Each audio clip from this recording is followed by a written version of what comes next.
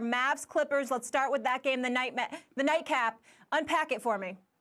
Well, first of all, I think that the thing about it, let's be very, very clear. We agree with LeBron James. We agree with Dirk Nowitzki. That was a bogus ejection because the first technical foul that he received, I'm talking about Kristaps Porzingis, he should have never received that. I mean, you got to take into account, you got to put things or contextualize things per se. You're in a bubble. The players have made tremendous sacrifices. I understand you can't let fisticuffs take place and things of that nature, but my God, just a little shove and you're just going to issue technical fouls or whatever. It's just utterly ridiculous, and that's why I think it was bogus, and I think it was really unfair to the Dallas Mavericks and to the viewers out there. These players have made tremendous sacrifices. You're in the bubble in Orlando, Florida. You know what? Obviously, you're out there playing your tails off. It's the third quarter. It's game one of a first-round playoff series, and you're going to take one of the stars of the team out for something that innocuous. I think that was utterly ridiculous. I think the referee should be ashamed of themselves, plain and simple. Having said all of that, Luka Doncic, even though he had 11 turnovers, 42 points is 42 points. The brother is lethal. He's legit. He's the real deal. We all knew this, but it was validated and verified yesterday. We can't ignore that. In the end, however, it comes down to what I originally stated going into this series. Of course, Max did as well, since the Clippers have been his picks up from day one. Kawhi Leonard, Paul George led the way, 29, 27 respectively. Obviously, Marcus Morris showed up and contributed big time as far as I'm concerned. He had a complete game. He deserves a lot of props. In the end, their talent, their depth, their perimeter shooting. I think ultimately it was just too much for the two-headed monster that the Dallas Mavericks are to overcome, particularly when one of those monsters is taking out of the game completely unfairly in the third quarter. That's what I peeled from the game. Well, for me, there's lots of storylines, including Stephen A., Paul George's performance. Lots of stuff happened in last night's game, but the biggest takeaway from me, and I picked the Clippers to win the whole thing, but I thought Dallas is a tough first-round matchup, even though the Clippers handled them in the regular season. The biggest takeaway from me is I feel like Dallas got robbed last night. I got to be honest. The flow of the game, every time the Clippers, you thought, and they had made it a closer game, but Dallas still had the lead when Porzingis was in the game, about halfway through the third quarter, a little less than halfway through the third quarter. And Dallas was control, like every time the Clippers would make a little run, Dallas, answered right back. And Porzingis gets ejected. Let's go back and look at the first tech. When did it occur and what were the circumstances? Porzingis gets called. He doesn't hit a shot on that end. Zubac really fouled him, right? They didn't call the foul. On the other end, Porzingis blocks a shot. They call the foul. So even though his shot wasn't exactly blocked, he was thwarted in the paint. By being fouled, no whistle. On the other end, he thwarts the opposing offense with a clean block.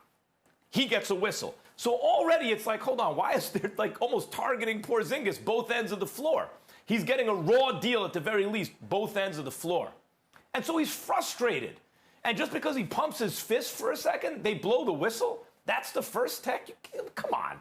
He had a right to be mad. The referees messed up twice on him, both ends of the floor. And then the second one, look, Doncic gets into it. I know he wasn't coming in as a peacemaker, but and maybe he was instigating a little bit, but when you really look at what he did, he just caused some separation. He let them know. He let Marcus Morris, he let the Clippers know, that's my dude, you can't touch Luka.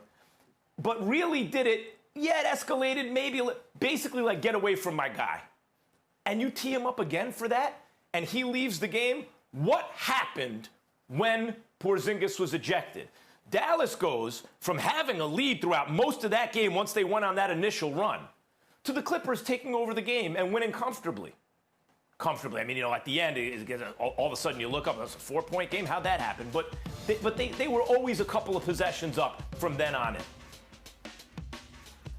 That decides the game. But the thing about Porzingis, and I know, it's not like they weren't scoring when Porzingis was in the game. He changes the other team's offense.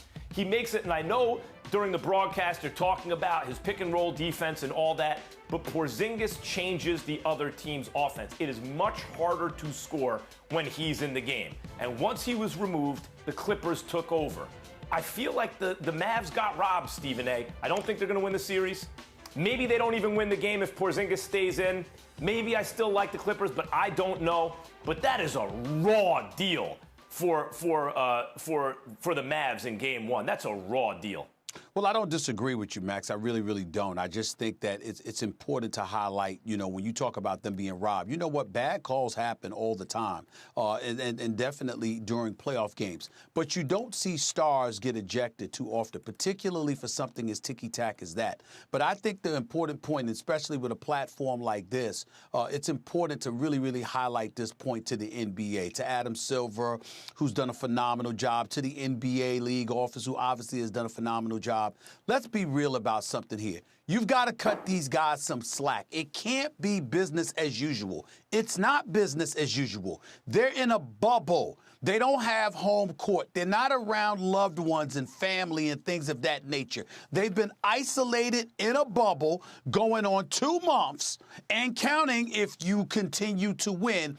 You're making an incredible sacrifices. So in other words, the regular temper tantrums, the things that particularly agitate you or what have you, it might be heightened to some degree. I think we've got to contextualize things in that regard and recognize the fact that there may be a need to cut these guys some slack. Again, you don't want somebody out there throwing haymakers and punching each other in the face and stuff like that.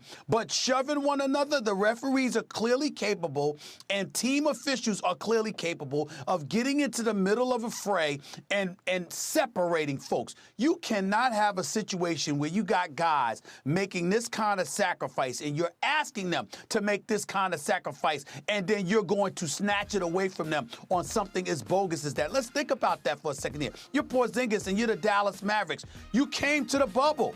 You're here to try to win a championship, okay? You're not going to do it in my estimation, but clearly you're in the mix. You're a participant. You have made the necessary sacrifice. Thanks for watching ESPN on YouTube. For live streaming sports and premium content, subscribe to ESPN+.